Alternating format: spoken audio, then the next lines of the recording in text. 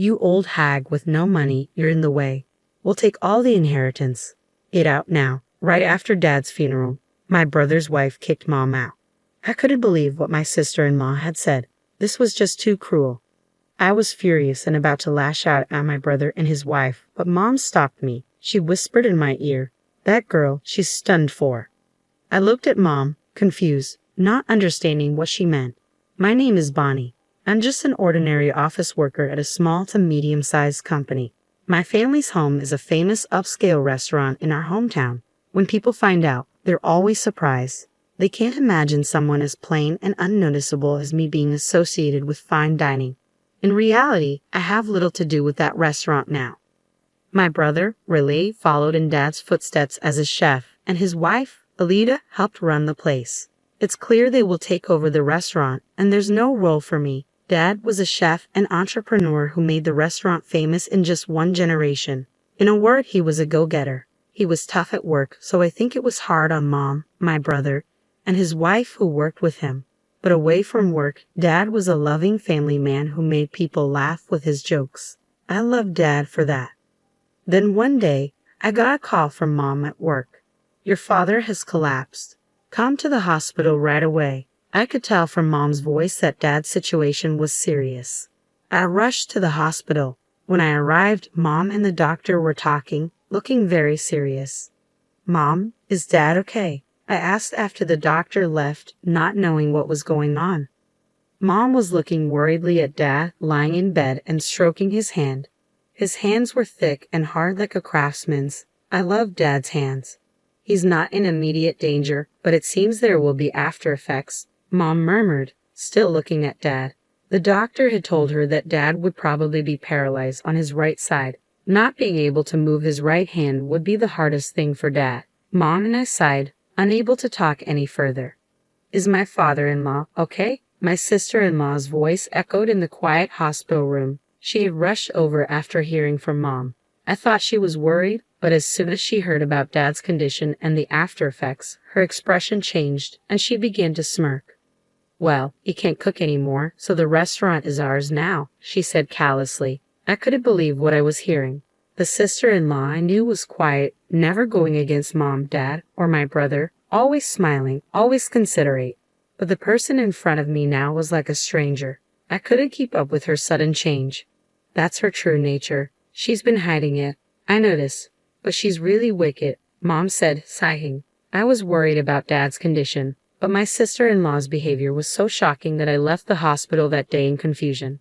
2 weeks later, Dad was discharged and returned home. Dad's body was now so frail that he couldn't even manage to go to the bathroom or eat on his own.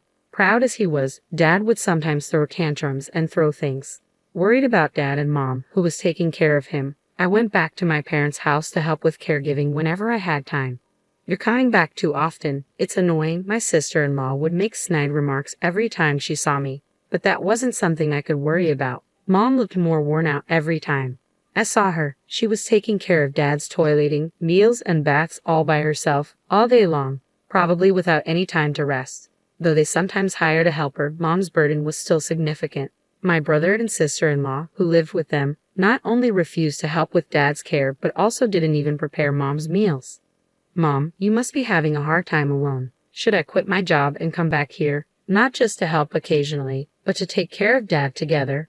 Since my brother and his wife were clearly unreliable, I had no choice but to help Mom. I seriously considered joining in Dad's caregiving, but even when I suggested it, Mom shook her head. "There's a helper, and I'm fine on my own. You don't have to worry about me," Mom answered with a smile, perhaps not wanting to worry me, but she looked like she was pushing herself too hard. I was driven by anxiety that Mom might collapse too. Then the situation took a turn for the worse. Dad, who had become quite disheartened, began to show symptoms of dementia. "Who are you?" Being told that by my own father was quite painful. He used to act so high and mighty, and now he doesn't even recognize his own daughter. How pathetic, my sister-in-law, who happened to peek into the room, sneered at me. Forgotten by Dad or not, her attitude on top of the shock I was already feeling hurt me even more. "Father-in-law smells a bit. If you want to stay in this house, you better behave." My sister-in-law, Her face twisted, pinched her nose, and looked at Dad with contempt. Mom completely ignored her. She was probably holding back from reacting to the provocation. My sister-in-law clicked her tongue and left the room. Dad, it's okay. Mom spoke to Dad in a gentle voice, like soothing a child. Thinking about how my parents were being treated so roughly by my brother and his wife, I felt like crying. Dad's dementia continued to progress, and his body weakened more and more. It was soon becoming impossible to care for him at home. As I pondered what to do with my parents, my brother, who rarely spoke to me even when I visited home, called me. I answered the phone and complained to him about his wife's attitude, but he brushed off my words and started talking about himself, saying it wasn't important. Then he asked me to help out at the restaurant on weekends. I thought it was very selfish of him, so I told him I would consult with Mom and get back to him, then hung up.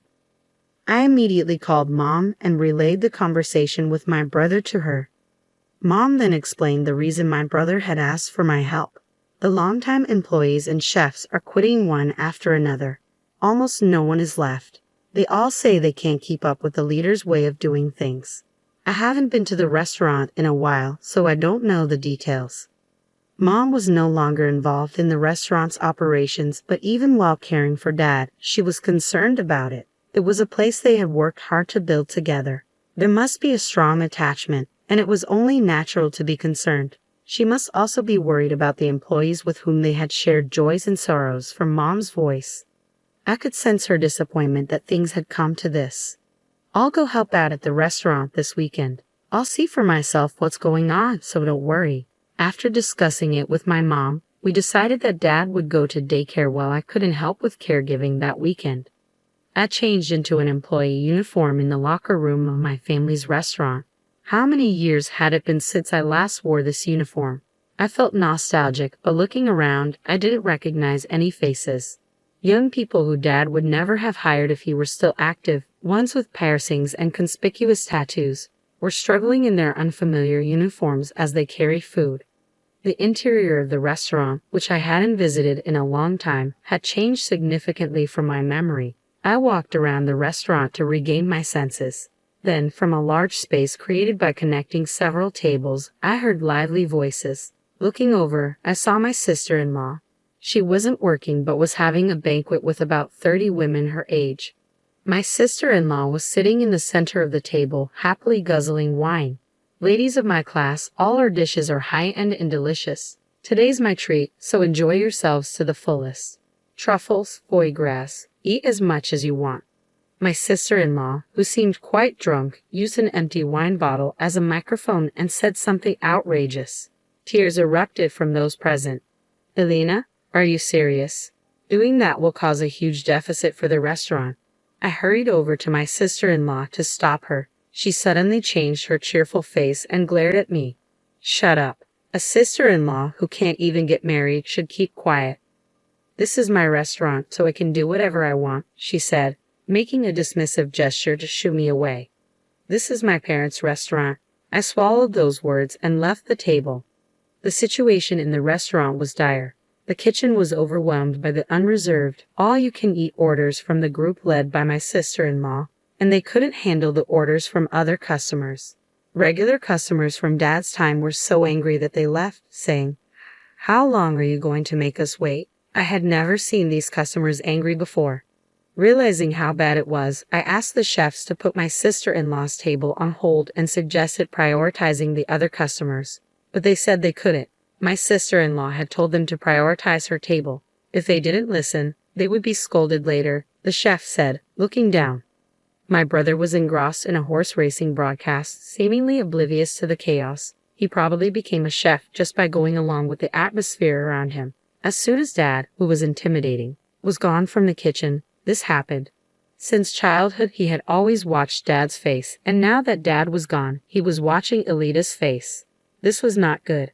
I approached the table again to warn my sister-in-law about the orders. Just then, a long-serving employee whom I knew was telling my sister-in-law, "We can't serve that dish anymore. We've run out of the main ingredient, truffles."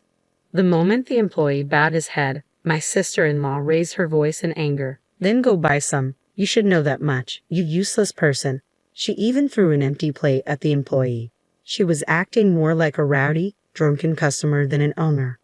I understood why the long-serving employees had been quitting one after another. I'm thinking of changing the name of this restaurant. The current name is old-fashioned and cliché. I want something more stylish and cool. My sister-in-law turned to her friends, laughing and making such remarks.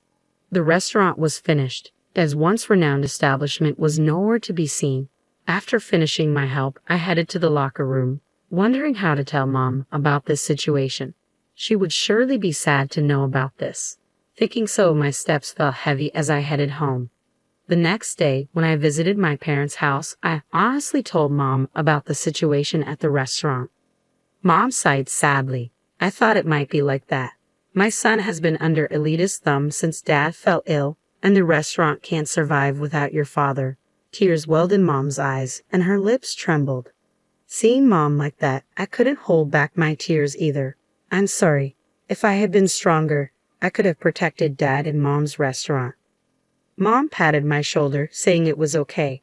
Let's give up on the restaurant. Mom persuaded me to do the same. After that, I continued to refuse my brother's requests to help at the restaurant.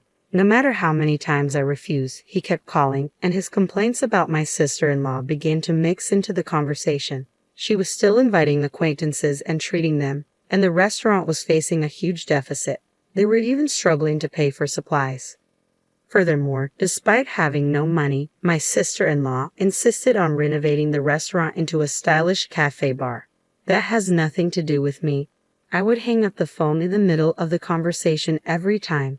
They could do whatever they wanted with the restaurant. All I wished for was Dad and Mom to live a peaceful life. A few months later, Dad suddenly passed away from pneumonia. Many people came to the funeral of Dad, known for his kindness and inability to refuse requests. Mom greeted the condolence visitors with composure. You must be tired, mother-in-law. Please rest in the back. I'll take care of the guests. My sister-in-law asserted herself at times like this. She probably didn't like Mom taking charge of the funeral, wanting to show she was the face of the family. No, I'm in charge of the funeral, so I will properly greet everyone. Mom sternly rebuked her. Whether overwhelmed by Mom's forcefulness or not, my sister-in-law left the scene with a bitter face. Under Mom's direction, Dad's funeral proceeded smoothly. Chefs who had trained under Dad, familiar regular customers, and many people I knew came and encouraged Mom and me. They didn't even make eye contact with my brother and his wife. They all knew what my brother and his wife had been doing since Dad fell ill. Throughout the funeral, my brother and his wife looked uncomfortable. I wish they would just keep quiet, I thought as I looked at them. When all of your father-in-law's inheritance goes to us, you too should renounce your share. My sister-in-law approached us after the cremation as Mom held Dad's ashes, getting ready to leave. The shop, the house, the money. We'll take all the inheritance. It's only natural since we've been listening to that arrogant old man for so long. Her words were truly appalling. How much more could this woman belittle others after having relied on them for so long? You penniless old woman, you're in the wrong. You should leave the house right away. We're strangers now, so don't contact us. My sister-in-law bared her teeth at Mom too. I was so angry I felt like I was losing my mind. I almost grabbed my sister-in-law, but Mom held my arm and shook her head. It's okay, it's over now, Mom said, looking at me. My sister-in-law laughed and walked away. I felt like running after her and kicking her, but Mom was still holding my hand. When Mom couldn't see Alita anymore, she let go of my hand. Then she looked at my face and smiled. That girl, she's finished. I was puzzled by her words. Mom said nothing more and began to get ready to leave again. You'll understand in time, Mom said, holding Dad's ashes with her usual gentle smile. After that, Mom, who had been driven out of her home, has been living in my condominium. Surprisingly, Mom had saved a considerable amount of money in her name. It seems Dad had been paying Mom a substantial salary, and with that saved money as capital, Mom had been increasing her assets through investments like stocks. This place is too cramped. Let's buy a more spacious condominium, Mom said. She is currently looking for a property for the two of us to live in. 3 months later, a call came from my sister-in-law. Why didn't you tell me about father-in-law's debt? A scary debt collector is sitting in the shop. What are you going to do about it? She screamed as soon as I picked up the phone. Her voice was so loud that Mom, who was next to me, could hear everything. Hearing my sister-in-law's screams, Mom gave a mischievous smile and took the phone from me. "Oh, Elita, it's been a while. Your father-in-law was too kind-hearted and became a guarantor for other people's debts. Before we knew it, the debt had grown to a huge amount. I've been repaying it until now, but it's your turn from now on. After all, you're taking all the inheritance, aren't you?" Mom spoke with a chuckle. Even though she was laughing, her eyes were cold. Mom must have been harboring quite a bit of anger herself. "Mother-in-law, I apologize for everything. Let's live together again and run the shop, please." My sister-in-law changed her attitude and begged. I couldn't believe she could say such a thing. "I never want to deal with you two again." Mom's voice was colder than I had ever heard. She ignored my sister-in-law's screams and hung up the phone. "Block her calls, please." Mom smiled as she handed the phone back to me. We had already purchased a new condominium and started our new life there. Of course, my brother and his wife don't know the location, so we'll probably never see them again. Later, through local acquaintances, I learned that my family's restaurant had closed. My brother and his wife had lost the shop and the house to debt and were left penniless. They still have remaining debts, so they are now working from morning to night at a chain restaurant in the old apartment where they live.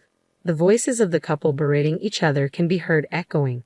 Meanwhile, Mom and I finished observing Dad's third death anniversary and dined at a restaurant opened by Dad's top disciple. The food tasted just like what Dad used to make. That night, we talked about memories of Dad and enjoyed a feast of gourmet dishes to our heart's content.